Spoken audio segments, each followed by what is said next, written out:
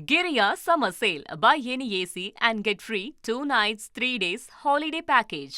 அண்மையில கூட கரூர் மாவட்டத்தை சேர்ந்த விஜயபாஸ்கர் அவர் கட்சியில இணைஞ்சிருக்காரு. இன்று யாராவது இங்க கட்சியில இணைய வாய்ப்பு இருக்கா?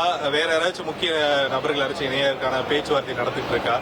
கட்சியுடைய முக்கிய நிர்வாகிகள்னு பார்க்கும்போது அதிமுகல இருந்து கரூருடைய மாவட்ட செயலாளர், முன்னாள் மாவட்ட செயலாளர், கரூரில் அறியப்படக்கூடிய முகமா இருந்த எம்.ஆர். விஜயபாஸ்கர் சேர்ந்திருக்காரு.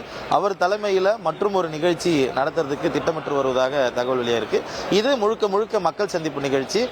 கட்சியில் இணைந்த முக்கிய நிர்வாகிகள் கலந்துப்பாங்க. கட்சியுடைய இணைப்பு விழா எதுவும் இதில் இருக்கிற மாதிரி நமக்கு தகவல் இல்லை. இதற்கு பிறகாக கரூரில் ஒரு இணைப்பு நிகழ்வு நடக்கும். அது பொதுச் செயலாளர், மூத்த அமைச்சர்கள் ஆதவர்ஜுனா உள்ளிட்டோர் தலைமையில் நடக்கும்ன்றது நம்ம தகவலாக்கிட்டோம்.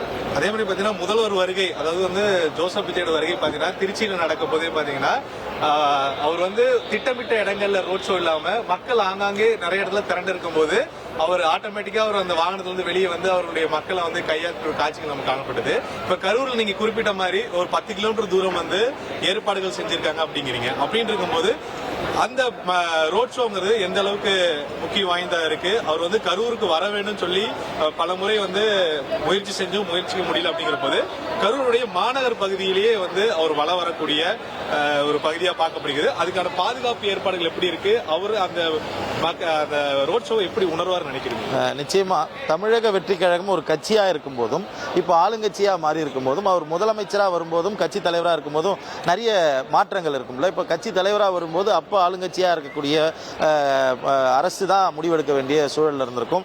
காவல்துறை அவர்களுடைய கட்டுப்பாட்டில் இருக்கும். அரசியல் ரீதிகள் அந்த கூட்ட நெரிசல் அதிகமாக ஏற்பட்டிருக்கும் போது பல்வேறு காவல்துறை கட்டுப்பாடுகள் இருந்ததா பார்க்க முடிஞ்சது. இப்ப ஆளும் கட்சியா மாறி இருக்கிறாங்க. முதலமைச்சர் ஒரு மாவட்டத்திற்கு செல்லணும், மக்களை சந்திக்கணும் போது காவல்துறையோட கட்டுப்பாடுகள் நிச்சயம் கூடுதலாக இருக்கும். கரூரை ஒட்டி இருக்கக்கூடிய 6 மாவட்டங்கள், சேலம், கோவை, மதுரை வரையில் இருக்கக்கூடிய திண்டுக்கல் உள்ளிட்ட 6 மாவட்டங்கள்ல இருந்து 6700 காவல்துறையினர் கரூர்ல இந்த மக்கள் சந்திப்பு நிகழ்ச்சி மற்றும் அரசு நிகழ்ச்சி ரோட் ஷோன்னு குவிக்கப்பட்டிருக்காங்க. ரோட் ஷோ நடைபெறக்கூடிய கரூருடைய கோர் சிட்டி முழுவதுமா பேரிகேட்ஸ் போடப்பட்டிருக்கு. ப்ராப்பர் ப்ரொடெக்ஷனுடைய 10 கிலோமீட்டர்ஸ், அதாவது இங்கிருந்து கலெக்டர் ஆபீஸ் மொத்தமாவே 10 கிலோமீட்டர், அந்த 10 கிலோமீட்டரையும் அவர் மெயின் கோர் சிட்டியில கவர் பண்றாரு. மக்களை சந்திக்கணும்னு மக்கள் விருப்பப்பட்டாங்க. அதற்கேற்ப இந்த ரோட் ஷோ நடத்த திட்டமிடப்பட்டிருக்கு. நன்றி மணிகண்டன். அதாவது மணிகண்டன் நிறைய தகவல் சொல்லியிருக்காரு. அதாவது முதல்வருடைய வருகை அவருடைய அரசியல் ரீதியாக மட்டும் இல்லாம நிர்வாக ரீதியாக பல்வேறு திட்டங்களையும் கொடுப்பதும் சரி, அதே சமயம் அவருடைய அரசியல் வாழ்க்கையில கரூர் துயர சம்பவம் மிக முக்கியமானது. அதை அந்த மக்களை சந்தித்து ஒரு ஆறுதல் சொல்ல வேண்டும் என்பதற்காக ஒரு பயணம் இருக்கு. அவருடைய பயணத்தை முன்னிட்டு 6000க்கும் மேற்பட்ட போலீசார் பாதுகாப்பு பணியில் அமர்த்தப்பட்டிருக்காங்க. மதியம் 12 மணிக்கு கரூருக்குள்ள வரக்கூடிய முதலமைச்சர் இன்று மாலை 5 மணி வரைக்கும் கரூரில் முடித்துக்கொண்டு மீண்டும் திரும்புவதாக தகவல் வெளியாகி இருக்கு.